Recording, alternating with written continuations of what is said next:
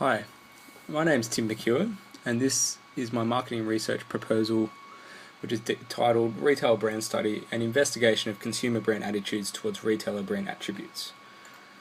So the outline for my presentation today will be focused on four areas: marketing research problem discovery, then I'll talk about the research design, and then I'll outline my sample plan and size, and finally detail my action plan of the time and steps I'll take to complete this research. So first step is the marketing research problem discovery. An essential aspect of marketing strategy for any firm is its corporate brand management.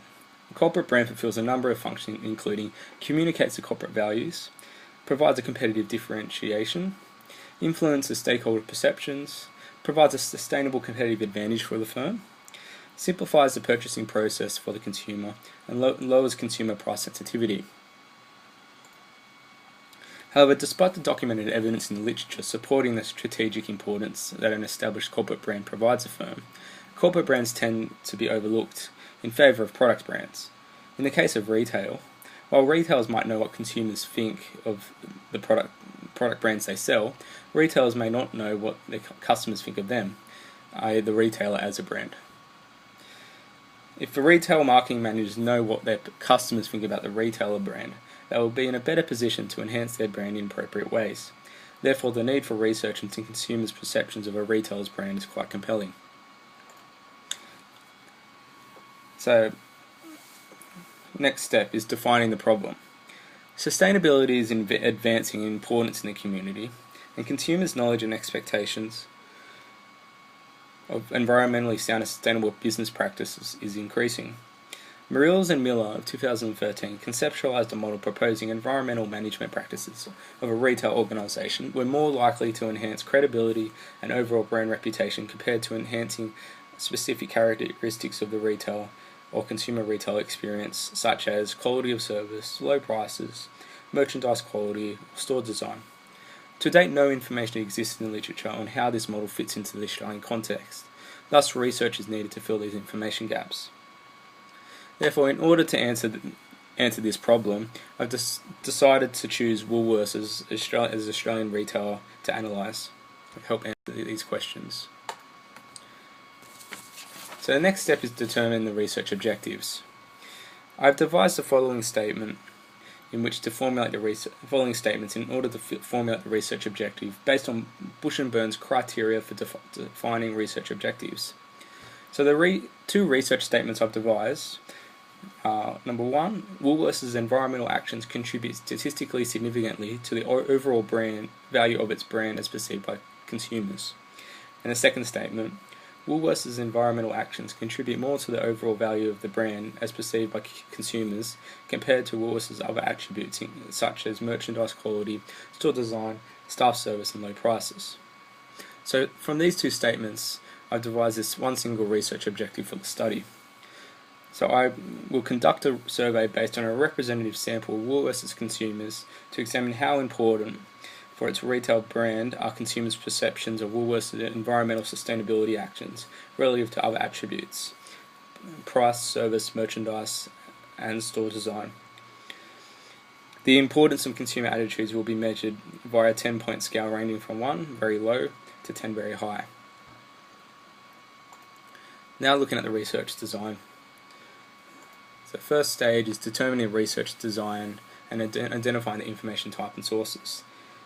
So I'll be using a mixed method research design approach involving both exploratory and descriptive research in order to compile data to answer the research objective.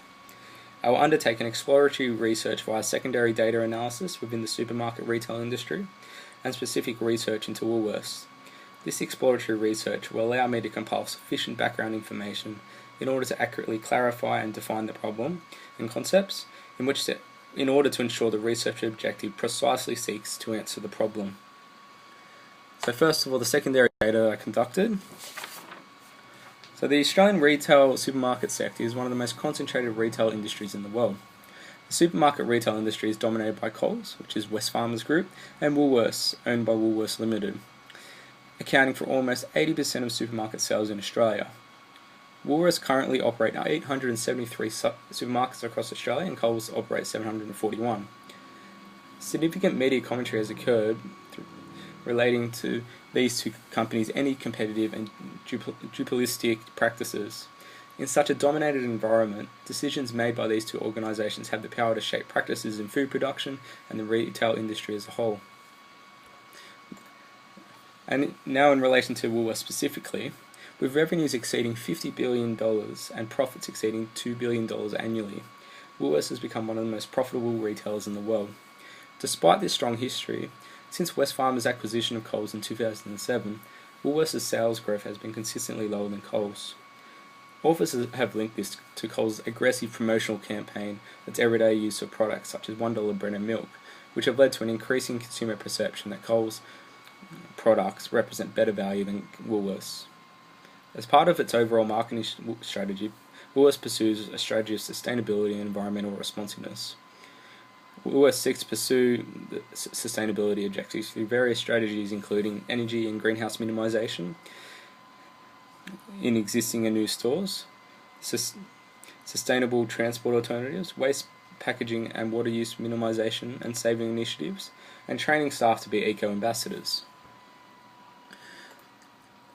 So following this exploratory research, I will undertake a descriptive research design in the form of a cross-sectional survey study in order to measure a sample of the population's attitude towards Woolworths' environmental sustainability actions relative to the other attributes which I've raised earlier. The reason why I'm choosing to perform a cross-sectional study as opposed to a longitudinal study is because the time frame I have to complete this research is quite limited. It's the duration of this semester.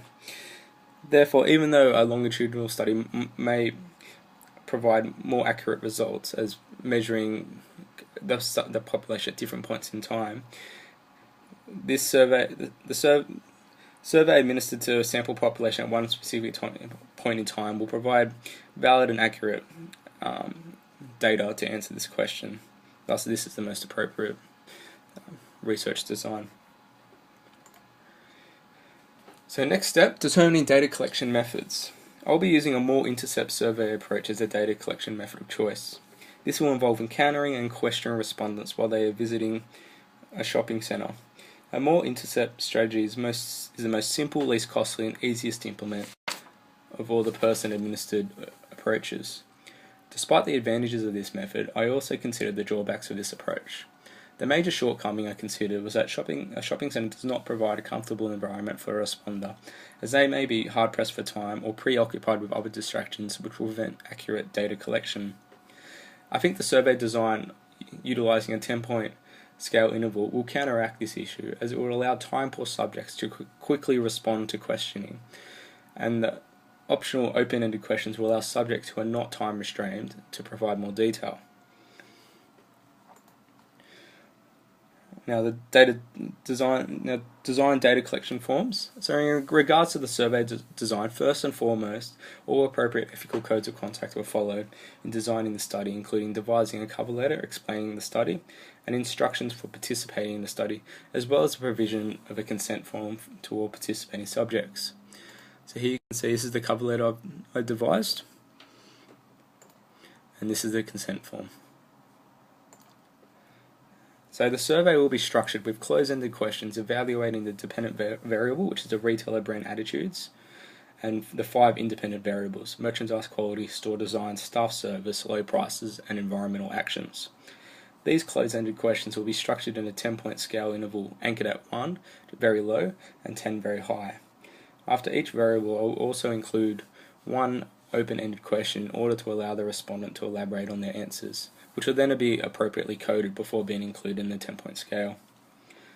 All open-ended and close-ended questions were devised from a pre-test questionnaire I conducted with friends, family and colleagues in order to identify optimal questions to draw accurate data from the target population in regards to consumer brand attitudes towards Woolworths' brand attributes. So here's an example of a pre-test questionnaire I completed, and here's the actual questionnaire. So under each closed-ended question, I have the 10-point interval scale from very low to very high, and then after each variable, I also have a space for an answer of an open-ended question.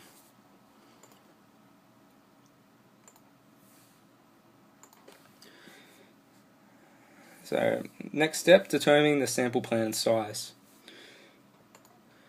So the target population is all of Woolworths consumers in the community that purchase groceries for daily consumption. Thus, minors who depend on parents to provide daily grocery needs will not be included. To target this population, I will be undertaking a non-probability sampling method in the form of purposive sampling through the planned multi-intercept data collection method. This involves taking an educated guess as to who should represent the population under study and then approaching them. And the sample size will be 30 subjects. And to ensure Woolworths consumers are targeted, data collection will be performed at a shopping centre which only one Woolworths is present and nil other large chain grocery stores, such as Coles or Aldi. In addition, to ensure the results can be generalised to the entire consumer population, I will implement quota targets requiring 50% of subjects to be female and 50% requiring to be male, as well as equal percentages of respondents for 3 age brackets, which I've devised, so 10 subjects in each sub-bracket. And these age brackets will be 18 to 30, 31 to 60 years, and 61 plus years. Okay, and finally the action plan. So the following table details the planned timeline for the entire project, identifying all activities in chronological order that need to be scheduled, the length of time to allow for their completion. So as you can see, the first part, from problem discovery all the way down to writing, formatting and submitting part 1 written proposal, as well as the PowerPoint presentation, is going to take approximately 29 days. And the next, I've given approximately 2 weeks to undertake data collection method, going out into the supermarket and performing my multi-intercept questionnaire. And for the second part of my assignment, data analysis. The data analysis, running conclusions, and formatting and submitting the final report will take approximately 3 weeks. Okay, and finally, now I've written 2 audience questions which I've simulated and prepared answers for. So the first question: do you need to account for responder rates or dropouts when selecting your sampling number, as I've noticed that you only plan to sample 30 subjects? And my answer to this is, as the target of 30 subjects has been set for this assignment, utilising purposive sampling, I will only need to sign 30 subjects up to this study, as in this form of data collection I do not need to worry about response rates or responder dropouts, as I will continue the multi-intercept until I have 30 respondents. If I was utilising a computer-administered survey or a mail survey, I would need to consider responder rates and compensate by approaching more than 30 subjects. For example, in some of the literature it's been documented that there is a 20% non-response rate in internet-based surveys. Thus, this doesn't affect me. I'm happy to target 30 subjects. And the second question: so in regards to the more intercept approach to data collection, you only highlighted one drawback of this kind of approach. In the textbook, Bush&Burn referenced representativeness as another disadvantage of more intercept. How does this affect your study? So the representativeness is an issue of a more intercept strategy, and is a fact that needs to be considered for most studies, as this form of data collection is more selective than other forms, such as random dial phone surveys or random mail surveys, as I'm actually selectively choosing my subjects and not relying on probability sampling. However, as this study seeks to measure grocery shopping consumers' perceptions, there is a great chance that subjects included in the sample will fit within the target population, as I will be taking subjects from an environment that they actually access. Therefore, I think a more intercept approach will accurately target these subjects, as the subjects I choose will be accessing the supermarket. Okay, and that's all my presentation. Thank you very much for listening. These are my references. Thank you very much. Bye.